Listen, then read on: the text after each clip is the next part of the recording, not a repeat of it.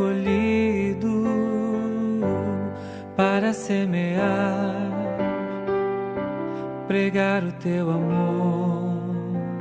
Meus amados irmãos, a paz do Senhor, aqui quem vos fala mais uma vez é seu amigo, irmão em Cristo, o pregador Robertson Lisboa. E hoje daremos continuidade às mensagens do profeta Ageu. Hoje é a terceira mensagem. Mensagem essa que está aqui então no capítulo 2, do versículo 10 ao versículo de número 19, que diz assim: Em 18 de dezembro do segundo ano do reinado de Dário, o Senhor enviou essa mensagem ao profeta Ageu. Assim diz o Senhor dos Exércitos: Pergunte aos sacerdotes sobre a lei. Se alguém levar em sua roupa a carne consagrada de um sacrifício, e se por acaso a roupa tocar no pão, no ensopado, em vinho, em azeite ou em qualquer outro tipo de alimento, esse alimento também se tornará consagrado? Não, responderam os sacerdotes. Em seguida, Ageu perguntou se alguém se tornar cerimonialmente impuro ao tocar num cadáver e depois tocar num desses alimentos, o alimento ficará contaminado? Sim, responderam os sacerdotes. Então Ageu disse: É o que acontece com este povo e com essa nação, diz o Senhor. Tudo o que fazem e oferecem é contaminado por seu pecado. Vejam o que estava acontecendo com vocês antes de começarem a lançar os alicerces no templo do Senhor. Quando esperavam uma colheita de 20 medidas e colhiam apenas 10. Quando esperavam tirar 50 medidas da prensa de uvas, tiravam apenas 20. Enviei ferrugem, mofo e granizo para destruir tudo que vocês trabalharam para produzir.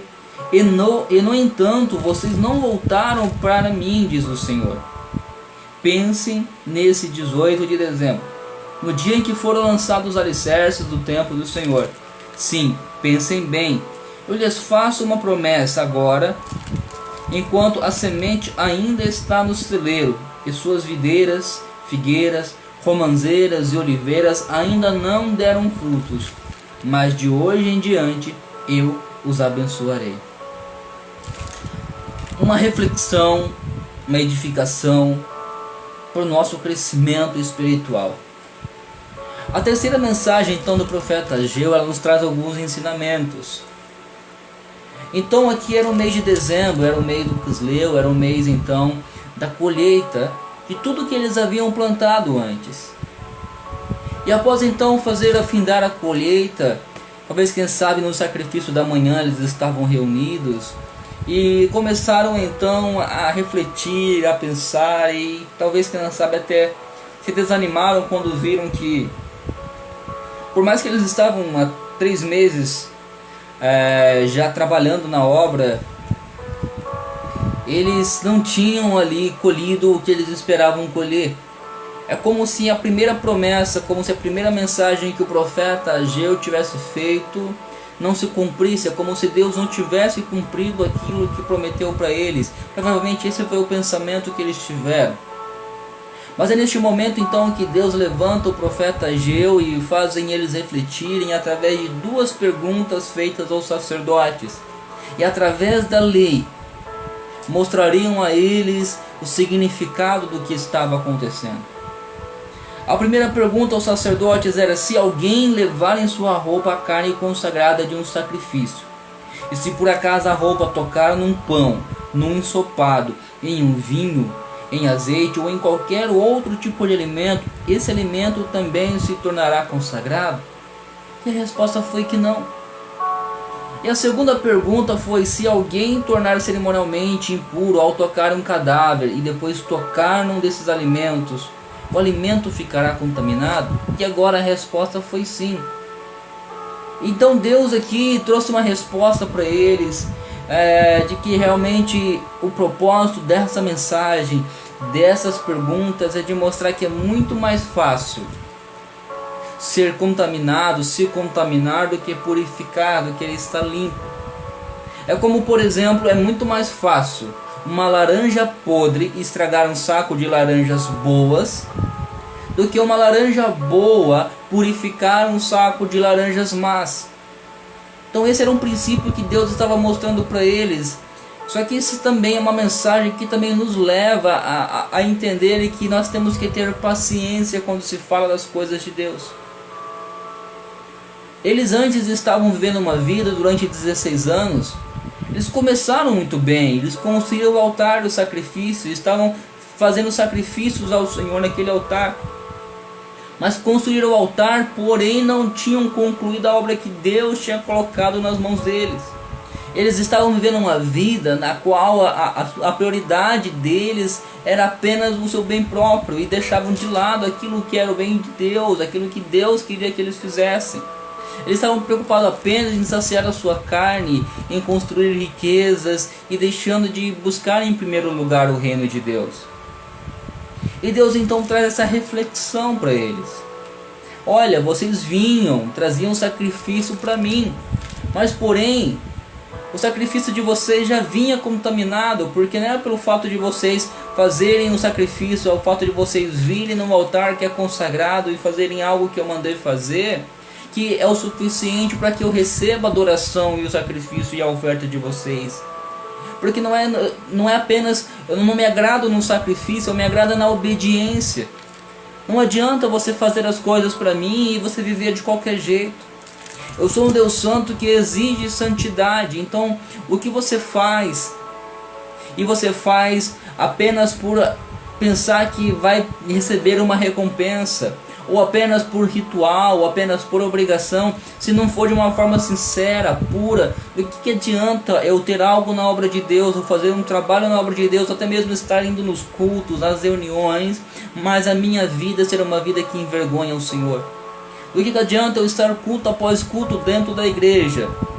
Talvez, quem sabe, ministrando louvor, ministrando a palavra, dirigindo um culto, pastoreando, que a minha vida em si é uma vida que envergonha o nome do Senhor. Essa é uma lição que eles aprenderam, que não é porque eu faço algo de bom que vai anular as coisas más que eu fiz. A minha vida ela tem que ser totalmente regrada na obediência, no arrependimento, na vontade de Deus, em fazer em tudo a vontade de Deus. Porque a oferta que eu lanço aos pés do Senhor, se essa oferta ela não é de coração, ou se essa oferta é uma oferta apenas que eu penso em barganha, de nada adianta essa oferta. Eu tive um pastor, eu tive um líder que me ensinou uma vez que antes de Deus receber a minha adoração, primeiro ele precisa me receber como adorador. A minha vida tem que agradar a Deus antes de a minha adoração poder agradar a Ele. Então, uma lição que eles aprenderam. E agora eles estavam ali por volta de 3 meses já então fazendo a obra do Senhor, já voltaram à reconstrução devido então à pregação do profeta Ageu e reforçado pelo profeta Zacarias.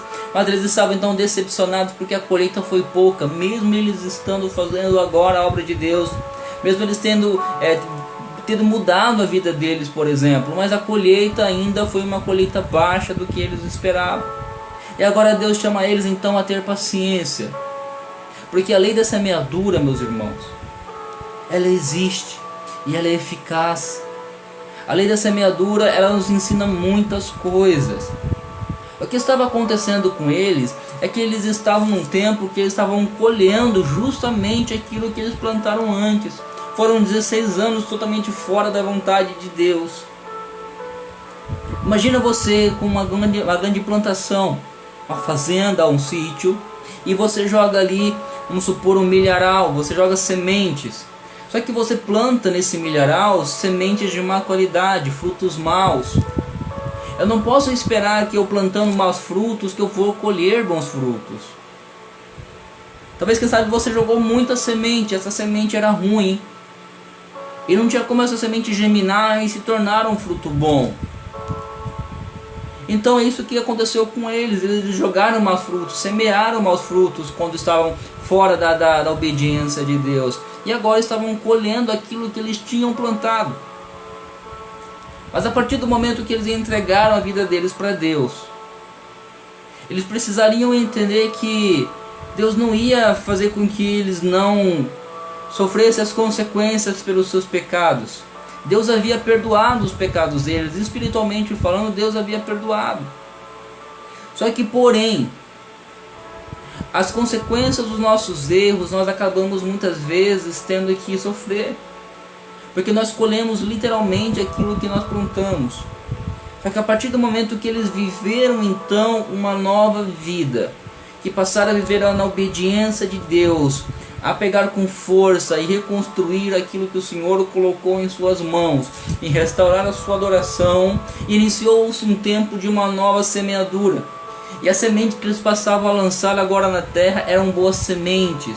O Senhor estava abençoando a cada semeadura, a cada vez que eles lançavam a semente. Como eram boas sementes, chegaria uma hora, chegaria o tempo que eles colheriam bons frutos.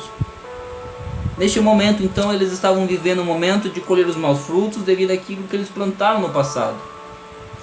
Mas a partir do momento que passaram a viver em obediência a Deus, estavam semeando bons frutos, boas sementes. E no tempo certo, eles receberiam os bons frutos que a Deus os havia prometido. A nossa vida com Deus é assim, meus irmãos. Deus nos permite muitas vezes aprender com nossos próprios erros. Porque se eu tenho uma vida de desobediência a Deus, se eu tenho uma vida que desagrada a Deus, se eu tenho uma vida que é totalmente contrária daquilo que Deus quer que eu viva, provavelmente eu vou sofrer consequências sobre isso.